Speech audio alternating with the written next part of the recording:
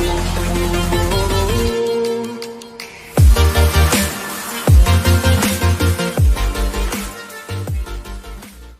so for today's topic, we will be taking from the chapter transformers. Okay, transformer is a device which is used to convert high voltage to low voltage or low voltage to high voltage AC without change in the frequency. मतलब घर में हमारे जो potential difference आता है plug point पर, तो उसको हाई टू लो या लो टू हाई पोटेंशियल पर कन्वर्ट करने का काम करता है.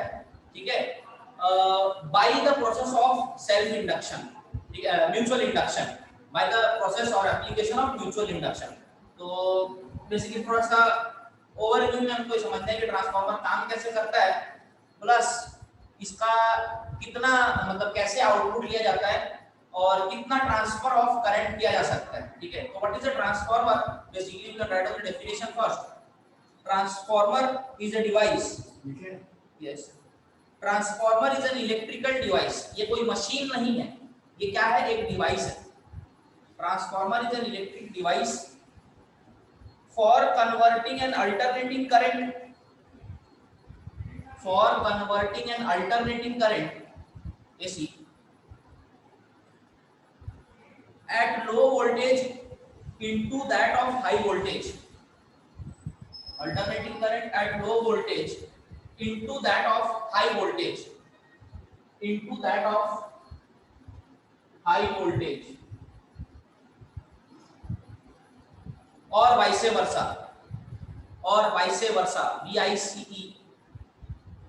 -VERSA, vice versa means उल्टा. लो टू हाई कन्वर्ट किया तो हाई टू लो करने के भी काम आते हैं.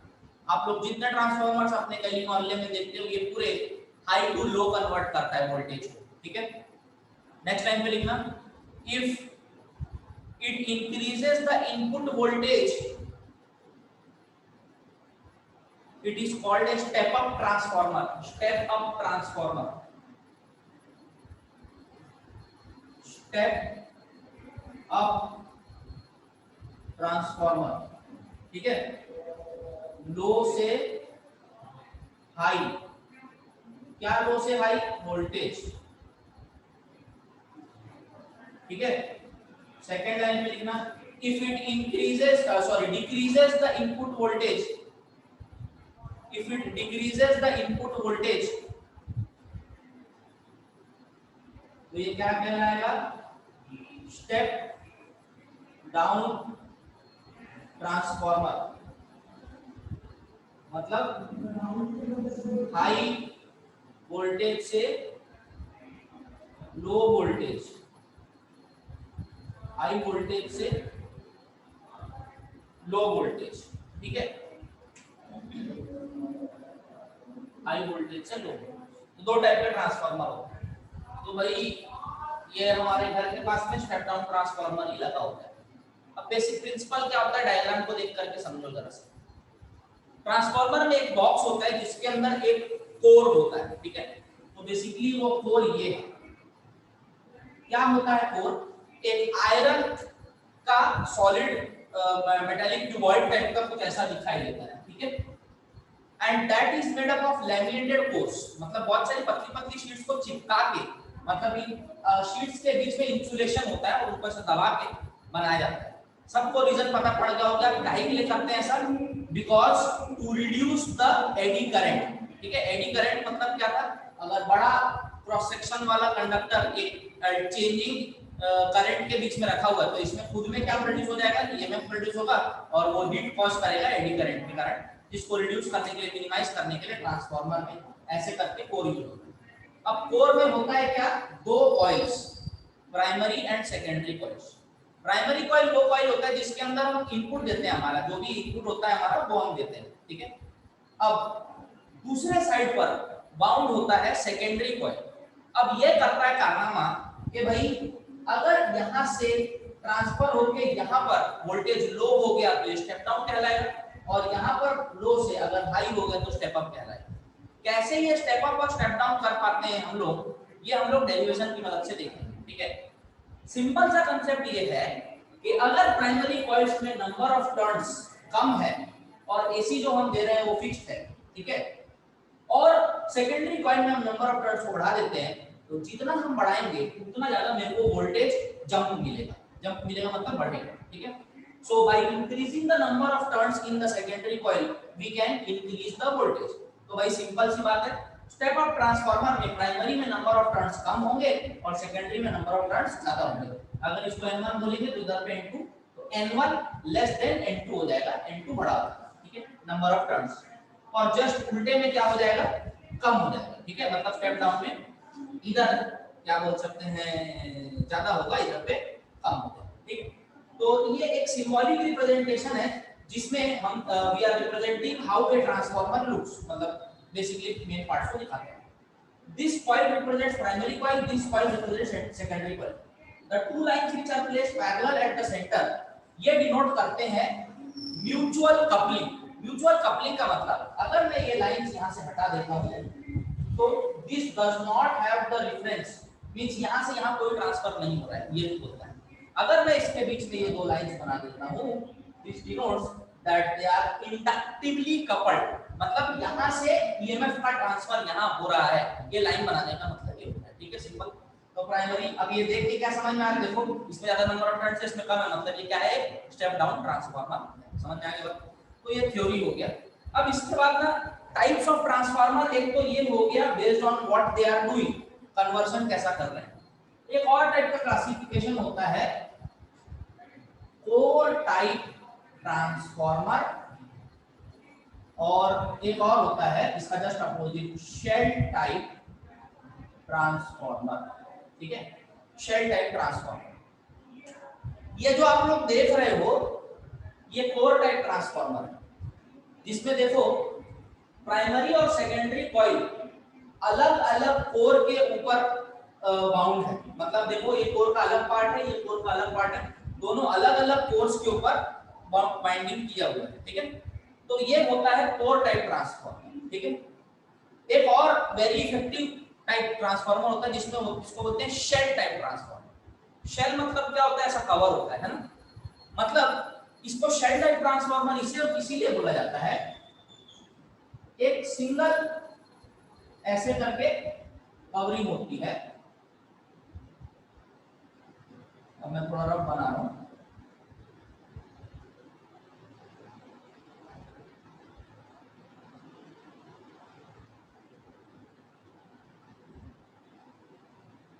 मटेरियल सब सेम होगा, बस डिफरेंस क्या होता है, ये कोर कुछ ऐसा शेप का दिखाई देता है, और इसमें प्राइमरी और सेकेंडरी कॉइल दोनों एक ही पार्ट के ऊपर बाउंड होते हैं। मतलब देखो ऐसे करके अगर प्राइमरी जा रहा है, ठीक है, ये अगर प्राइमरी है तो ऐसे करके सेकेंडरी आ रहा होगा, मतलब दोनों क्या हो जाएगा, एक ही पार्ट के ऊपर अगर बाउंड है तो ये शेल टाइप ट्रांसफार्मर कहलाता है। शेल मतलब देखो वाइंडिंग को कोर घेर के रखा है, ये कोर है ना, ये कोर है, तो इसीलिए उसको शेल टाइप ट्रांसफार्मर बोलते हैं।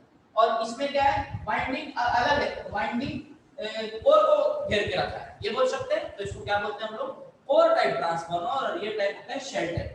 ये फायदेमंद होता है, क्यों?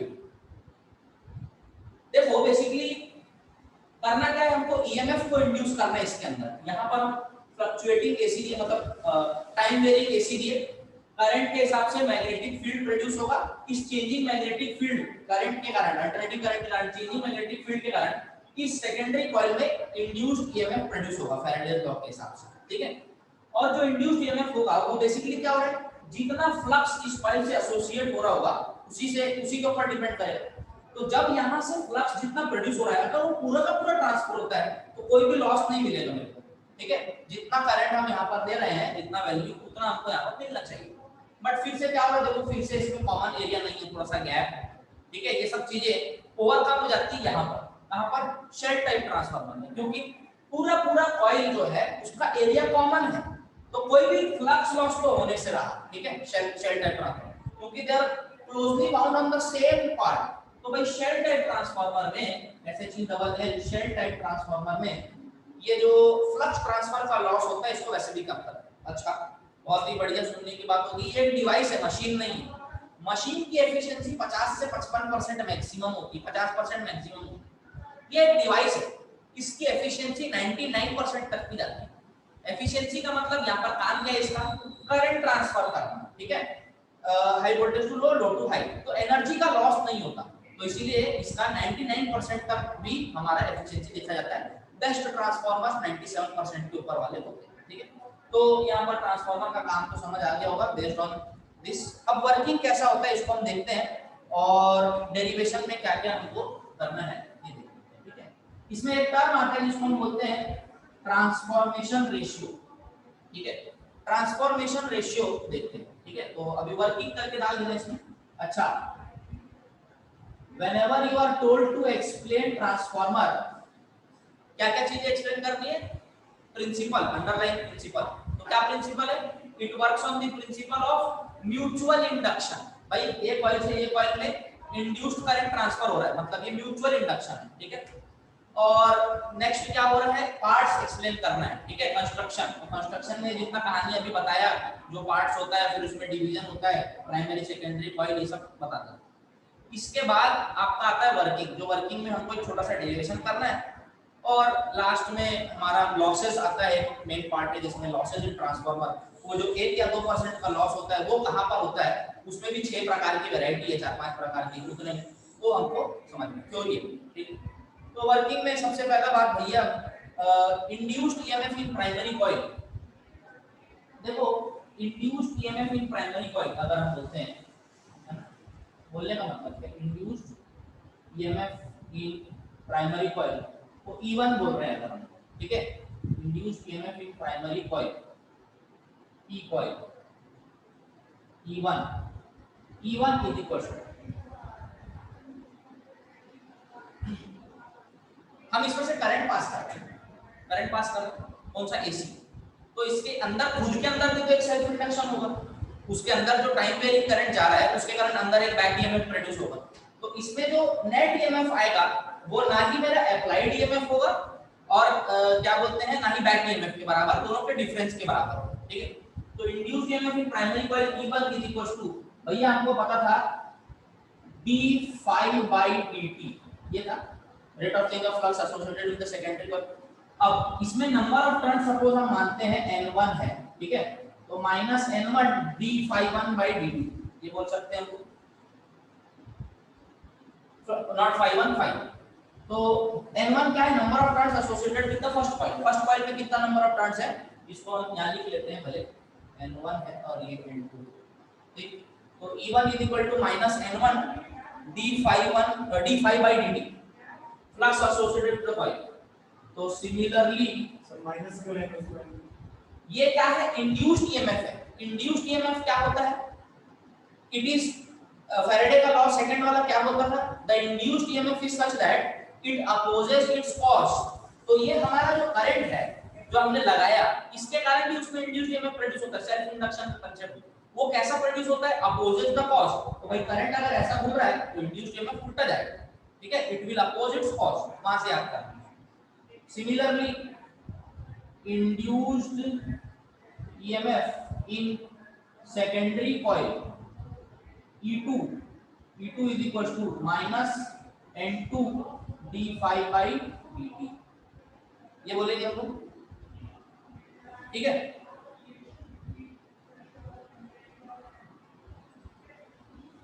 अब मैं अगर E2/E1 का वैल्यू निकालता हूं, E2/E1 is equals to क्या आएगा, N2/N1। इस N2/N1 को बोलते हैं ट्रांसफॉर्मेशन रेशियो। ट्रांसफॉर्मेशन रेशियो, देखो N2 और N1 को बोलते हैं ट्रांसफॉर्मेशन रेशियो। ये N2/N1 का मतलब देखो E2/E1 है, E2/E1 इसकी वैल्यू, फ्रैक्शन की वैल्यू 1 से बड़ी आई है ना। इफ E2/E1 ग्रेटर देन 1, इसका मतलब क्या है, N2 ग्रेटर देन N1 है कि, this implies N2 greater than N1, ठीक है, यही होगा। फ्रैक्शन की वैल्यू बड़ी कब आएगी, जब N2 ग्रेटर देन N1 है, N2 मतलब number of turns in secondary coil और N1 मतलब number of turns in primary coil, उससे बड़ा है, तो ये किस टाइप का ट्रांसफार्मर हो गया, ये स्टेप अप हो गया है कि पोटेंशियल बढ़ेगा। If E2 by E1 less than 1, so this implies N1 less than N2, तो ये स्टेप डाउन हो गया। ठीक है, ये चीज समझ आया। अब वहां पर एक थोड़ा सा एक्सप्लेनेशन वाला पार्ट है कि जो नेट ईएमएफ इसके अंदर प्रोड्यूस होता है E1 E2, क्यों हम लोग डायरेक्टली जो इसके अंदर नेट ईएमएफ प्रोड्यूस होगा उसको E और E1 को डायरेक्ट क्यों ले लिए, ये उसके लिए भी कांसेप्ट यहाँ पर दिया हुआ है। ठीक है, net EMF produced in primary, उसको क्या बोलेंगे, अगर अप्लाइड ईएमएफ मेरा E है, अप्लाइड ईएमएफ मेरा E है, E मतलब E not sine omega t वाला कोई, ठीक है, तो जो नेट ईएमएफ प्रोड्यूस होगा E1 is equal to E, sorry net EMF produce जो है वो is equal to applied minus induce होगा। इंड्यूस की वैल्यू हमने क्या लिया, E1 लिया, और अप्लाइड मेरा क्या है, सपोज E है, E माइनस E1। अब जो अप्लाइड ईएमएफ है net EMF producing it is equal to कितना हो जा रहा है, V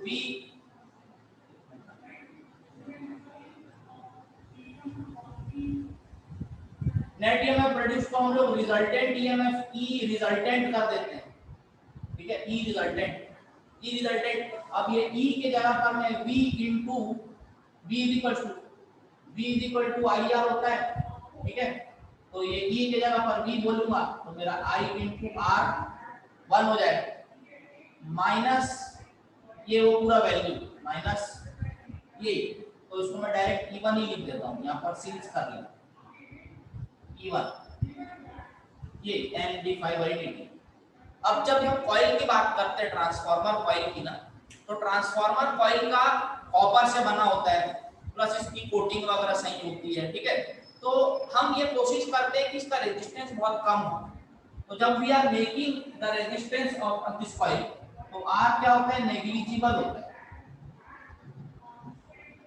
this means equals to 0, तो ये 0 हो जाएगा। ठीक है, तो E resultant is equals to minus E1, तो E resultant plus E is equals to 0, तो डायरेक्ट हो जाता है। E रिजल्टेंट जो इसमें प्रोड्यूस हो रहा है, क्यों, क्योंकि रेजिस्टेंस की वैल्यू यहाँ पर इसकी 0 है, तो मेरा क्या बोल सकते हैं, नेट ईएमएफ जो आ रहा है वो इसके बराबर होगा, E1 के बराबर हो जाएगा, मतलब जो इसमें प्रोड्यूस हो रहा है उसी के बराबर हमारा अप्लाइड ईएमएफ हम ले लेते हैं, क्योंकि हमारा रेजिस्टेंस की वैल्यू वहां पर नेग्लिजिबल है। अगर यहाँ पर रेजिस्टेंस होता, ठीक है, तो यहाँ पर कुछ ना कुछ वैल्यू आती है और सिर्फ माइनस होता है, तो नेग्लिजिबल होता है। ठीक है, बिकॉज ऑफ दैट मैंने फिर से बताया कि ट्रांसफार्मर का लॉस जो होता है 1 या 2% का होता है, तो रेजिस्टेंस की वैल्यू नेग्लिजिबल होती ही होती है।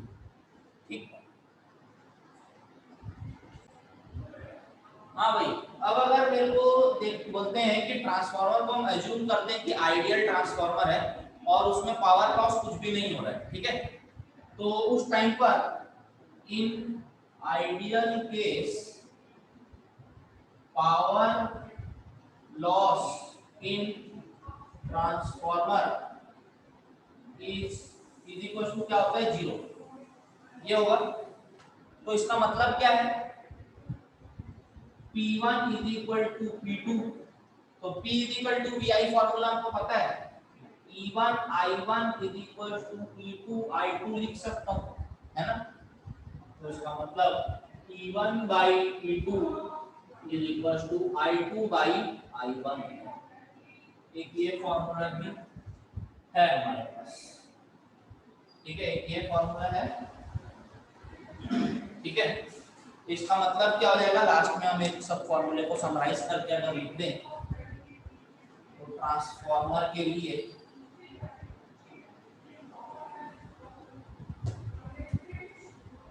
E2 by E1 is equals to N2 by N1 is equals to I1 by I2 आएगा। देख लो वहां से, ठीक है। हाँ, अभी आपको ये समझ आ गया कि as I stated that a ideal transformer will have very less energy loss, मतलब input power is equal to output power, तो इनकी एफिशिएंसी, एफिशिएंसी का मतलब होता है, एफिशिएंसी को बेसिकली ईटा से डिनोट करते हैं, is equal to output upon input होता है इनटू 100 जो होगा ये always greater than equal to 92 आएगा, ठीक है, 92 से ऊपर। फिर भी ये 2-4% 4% का जो लॉस होता है वो किस कारण से होता है, वो हमको पढ़ना है, एनर्जी लॉसेज ट्रांसफार्मर्स का। तो क्या क्या टाइप के लॉसेज होते हैं, नाम पता करना भी काफी, नाम से ही समझ आ जाता है कि किस टाइप का लॉस है। सबसे पहला आता है कॉपर लॉस। कॉपर लॉस नाम तो समझ आ रहा है, कॉपर क्या है, मेटल है जो कि वाइंडिंग की कॉइल्स बनाता है।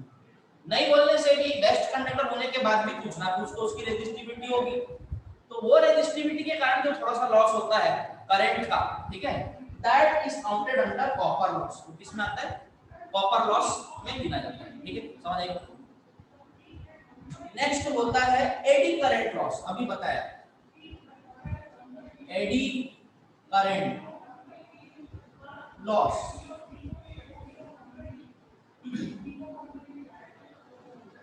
कोर हमने बनाया लैमिनेटेड कोर, बहुत सारे शीट्स को मिला के to reduce eddy current, but it is not possible to eliminate eddy current, पूरी तरह से हटा दिया ऐसा तो नहीं, कुछ ना कुछ एडी करंट तो उसमें प्रोड्यूस होगा, इसीलिए कुछ ना कुछ उसमें हीटिंग इफेक्ट प्रोड्यूस होगी, and because of the generation of induced current, induced EMF in that plate of the core which is called as eddy current, उसके कारण जो लॉस आता है वो दूसरे टाइप का लॉस होता है ट्रांसफार्मर का, एडी करंट लॉस, ठीक है। नेक्स्ट में आते हैं hysteresis loss, HYSTERISIS, hysteresis loss. Hysteresis का मतलब समझाता हूं फिर समझ में आएगा कि हिस्टेरेसिस लॉस कैसा होता है। एक सिंपल सा कंसेप्ट समझो, एक तार है, जीआई तार, जिसके ऊपर कपड़ा सुखाते, पहले दिन बांधा बढ़िया, कपड़ा सुखाया, वेट के कारण थोड़ा सा दबा, क्या आज से 25 दिन महीने दिन बाद अगर उसमें तुम फिर कपड़ा टंगाने जा रहे हो तो क्या वो वैसा ही शेप का था जैसे कि वो पहले था? नहीं। तो क्योंकि उसके ऊपर रिपीटेड लोडिंग और अनलोडिंग हो रहा है, इस कारण से उसके अंदर एक परमानेंट क्या आ जाता है, इलोंगेशन आ जाता है, ठीक है। सो इसको फटीग बोलते हैं मैकेनिकल टर्म से। इसी टाइप का कुछ काम एक मैग्नेटिक मटेरियल में भी होता है, ठीक है। ये जो कोर था ट्रांसफार्मर था जिसके ऊपर कॉइल्स लपेटे हुए थे, वो कॉइल सॉलिनॉइड है, उसके कारण अच्छी खासी मैग्नेटिक फील्ड प्रोड्यूस हो रही है, इतनी स्ट्रांग मैग्नेटिक फील्ड प्रोड्यूस हो रही है कि वो यहां से दूसरी तरफ जा रही है, और इसके अंदर कॉइल भी है तो उसकी, और उसके अंदर ट्रांसफार्मर ऑयल भरा होता है जो हाई मैग्नेटिक परमिएबिलिटी का होता है, तो लॉस कम होने देता है फ्लक्स को इधर से उधर जाने में, प्राइमरी से सेकेंडरी कॉइल में जाने में। तो भाई वो जो कॉइल कोर है अंदर, वो मैग्नेटिक मटेरियल का ही बना हुआ मेटल है, तो वो भी रिपीटेडली क्या हो रहा है, हर साइकिल में 2 बार मैग्नेटाइज हो रहा है, 2 बार डीमैग्नेटाइज हो रहा है। एक तरफ से करंट जाता है तो मैग्नेटाइज होता है, फिर दूसरी तरफ का रिपीट दूसरी तरफ होता है तो क्या होता है, डीमैग्नेटाइज होता है, क्योंकि उसके अंदर एसी।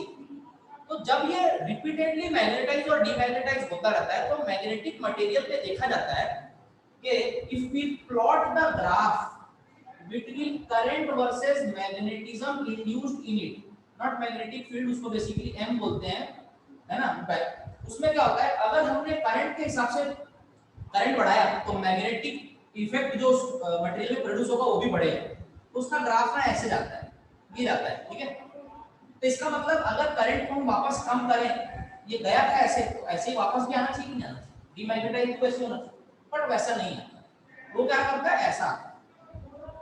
तो क्या हो रहा है देखो, करंट अब भले जीरो हो गया और उसमें मैग्नेटिज्म कुछ ना कुछ बचा ही रहता है, दिख रहा है, ठीक है, मैग्नेटिज्म बचा है, तो करंट की वैल्यू जीरो हो गई फिर से, बट क्या हो रहा है, मैग्नेटिज्म फिर बचा, ऐसे ही करके ये पीछे जाता है, ऐसे करके फिर इसके बाद ये ग्राफ ऐसा हो जाता है। This graph basically is called as hysteresis curve for a material, hysteresis curve for a material. ये अलग अलग मटेरियल के लिए अलग अलग होता है, माइल्ड स्टील के लिए अलग होगा, हाई कार्बन स्टील के लिए अलग होगा, कॉपर के लिए अलग होगा, ठीक है। तो ये हिस्टैरिसीस कर्व के कारण कुछ ना कुछ लॉस जो हमारे को एनर्जी में मिलता है, देखो यहाँ पर करंट की वैल्यू 0 हो गई, तो इसको फिर से देखो, अगर करंट की वैल्यू को मैग्नेटिज्म को मेरे को 0 करना है तो उल्टे डायरेक्शन में करंट देना पड़ेगा। देखो नेगेटिव में करंट इधर पॉजिटिव करंट था और पीछे उल्टा डायरेक्शन में करंट देने के बाद वहां पर 0 हो, ठीक है। तो फॉर रिड्यूसिंग इसके कारण जो लॉस आता है उसको हम हिस्टैरिसीस लॉस में देखते हैं। इसको मैग्नेटिज्म चैप्टर में एक पार्ट था जो कि इस साल रिमूव हो गया, उसमें हम पढ़े होते हैं हिस्टैरिसीस को, ठीक है। तो वो हिस्टैरिसीस का कांसेप्ट अगर समझ आ गया उसके कारण लॉस होने वाला का थर्ड टाइप का लॉस है किसके अंदर का, ट्रांसफार्मर का हिस्टैरिसीस लॉस, ठीक है। इसके बाद आते हैं नेक्स्ट टाइप का आता है flux leakage loss. Flux leakage loss, flux leakage loss में आ जाएगा, ये खत्म हो जाएगा तो फिर से ज्वाइन कर लेना, ठीक है। लास्ट पॉइंट बचेगा फ्लक्स जो प्राइमरी कॉइल से एसोसिएटेड है वो पूरा का पूरा सेकेंडरी कॉइल से एसोसिएटेड हो जाएगा, तो फ्लक्स लीकेज लॉस मिनिमम होता है, बट थोड़ा बहुत तो लॉस होगा, ठीक है। कुछ ना कुछ लॉस इधर उधर जाएगा अपना मैग्नेटिक फील्ड का इफेक्ट, तो वो लॉस इसमें काउंट हो जाता है फ्लक्स लीकेज लॉस। फाई जो फर्स्ट प्राइमरी कॉइल से एसोसिएटेड है, सेकेंड में पूरा ट्रांसफर नहीं हो पाता, मीडियम कुछ अलग है, कॉइल की क्वालिटी अच्छी नहीं है, ठीक है, प्लस वर्किंग मीडियम्स है, तो कुछ ना कुछ परसेंट तो लॉस होगा। उसको बढ़ाने के, इसको कम करने के लिए ट्रांसफार्मर में ऑयल भरा जाता है, जिसको हम ट्रांसफार्मर ऑयल बोलते हैं। अगर एयर में रख देते तो फ्लक्स लीकेज लॉस हाई होता, बट उसके अंदर पूरा क्या कर देते हैं, ऑयल, ट्रांसफार्मर ऑयल, वो क्या होता है हाई परमेबिलिटी का होता है, तो फ्लक्स लीकेज को मिनिमम कर देता है, ठीक है। फ्लक्स लीकेज लॉस होता है, ये सेकंड है। फोर्थ है, अब आते हैं लास्ट पोलैरिटी।